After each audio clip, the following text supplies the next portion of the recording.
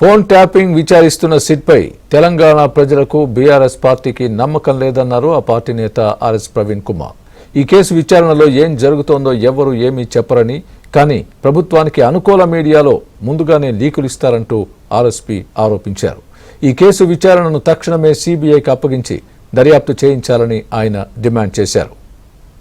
ఈ సిట్టు మీద అసలే నమ్మకాలు లేవు. నేను ఇంతకుముందే చెప్పిన సిట్టు రేపేం చేయబోతున్నదన్నది సిట్టు అధికారులు ఎవరు చెప్పరు. Commissioner of police C V Anand గారు చెప్పరు, లేకపోతే డీజీపీ డాక్టర్ జితేందర్ గారు చెప్పరు. కానీ ఒక ప్రముఖ దినపత్రికలో మాత్రం రన్నింగ్ కామెంటరీ లాగా రేపు జరగబోయే విషయం కూడా ఈ రోజే తెలుస్తా ఉన్నది. అత్యంత అశ్లీలమైన థంబ్నెయిల్స్ పెట్టి ఈ న్యూస్ లీక్ చేస్తా ఉన్నారు.